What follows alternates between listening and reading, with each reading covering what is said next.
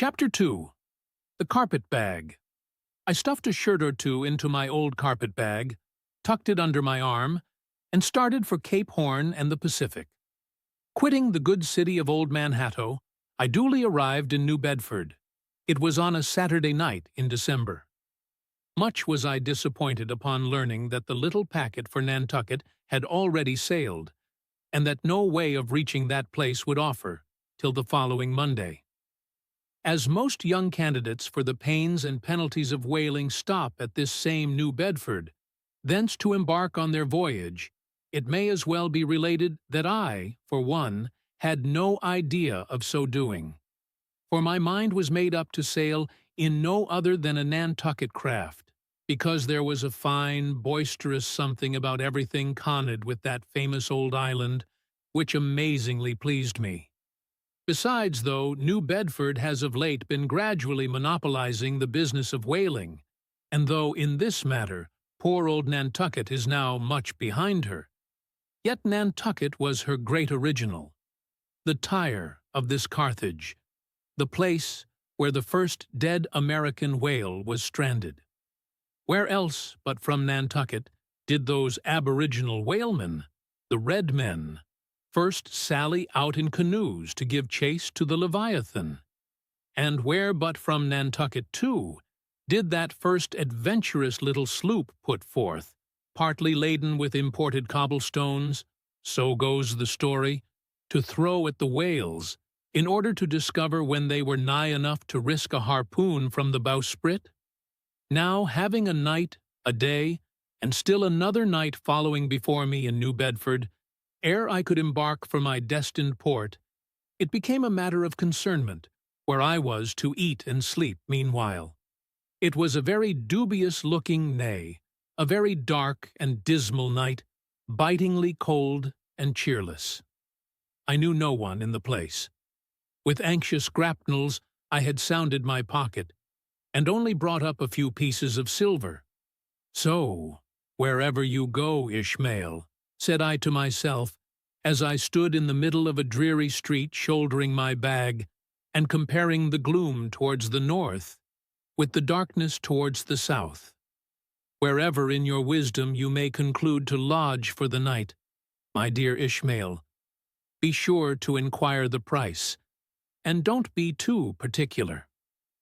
With halting steps I paced the streets, and passed the sign of E-crossed harpoons, but it looked too expensive and jolly there.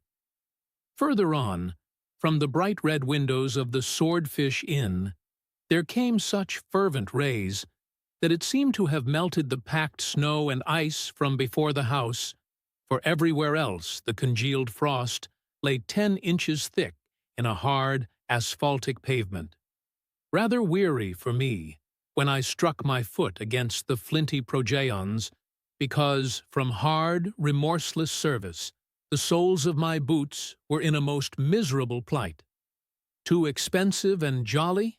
Again thought I, pausing one moment to watch the broad glare in the street and hear the sounds of the tinkling glasses within. But go on, Ishmael, said I at last. Don't you hear? Get away from before the door. Your patched boots are stopping the way. So on I went. I now by instinct followed the streets that took me waterward, for there, doubtless, were the cheapest, if not the cheeriest, inns. Such dreary streets, blocks of blackness, not houses on either hand, and here and there a candle, like a candle moving about in a tomb. At this hour of the night, of the last day of the week, that quarter of the town proved all but deserted.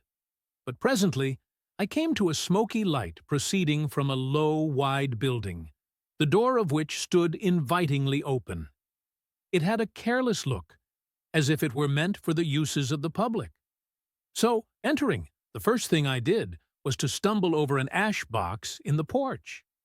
Ha, thought I, ha, as the flying particles almost choked me, are these ashes from that destroyed city, Gomorrah?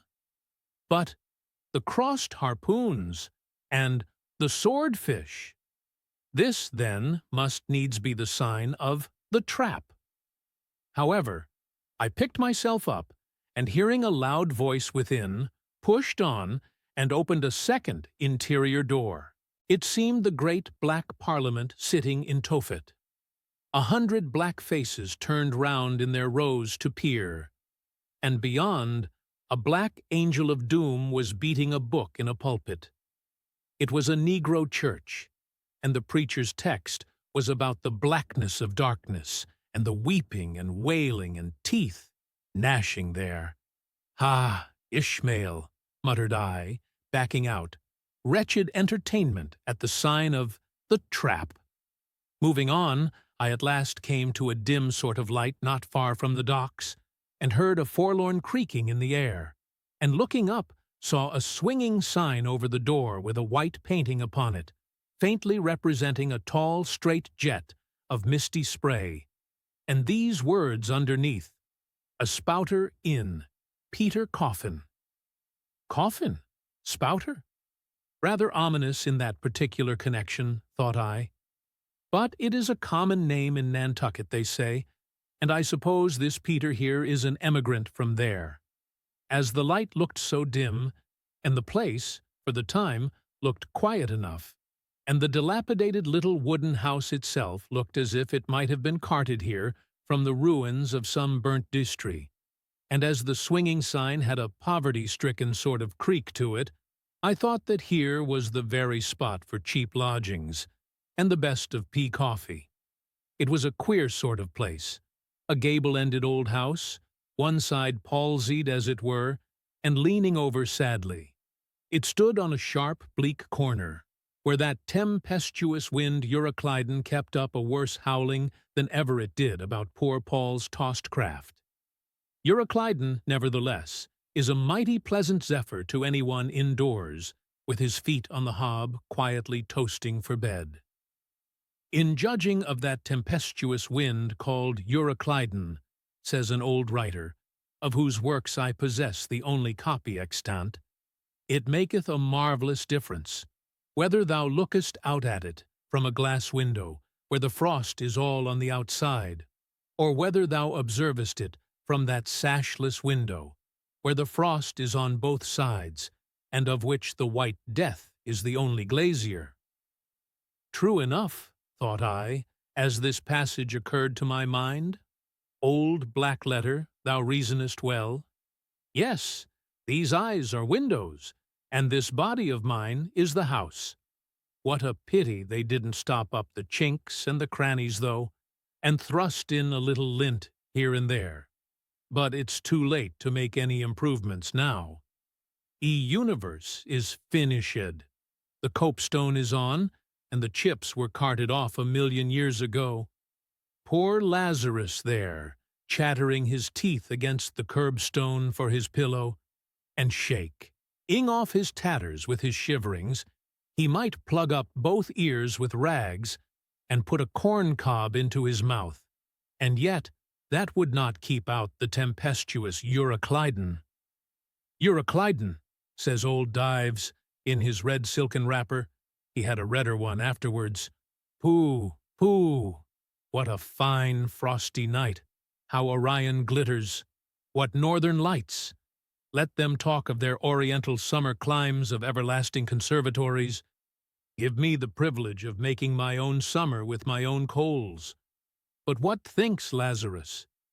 Can he warm his blue hands by holding them up to the grand northern lights? Would not Lazarus rather be in Sumatra than here? Would he not far rather lay him down lengthwise along the line of the equator? Yea, ye gods, go down to the fiery pit itself in order to keep out this frost? Now, that Lazarus should lie stranded there on the curbstone before the door of Dives, this is more wonderful than that an iceberg should be moored to one of the Moluccas. Yet Dives himself, he too lives like a czar in an ice palace made of frozen sighs, and being a president of a temperance society, he only drinks the tepid tears of orphans. But no more of this blubbering now. We are going a-whaling, and there is plenty of that yet to come. Let us scrape the ice from our frosted feet, and see what sort of a place this spouter may be.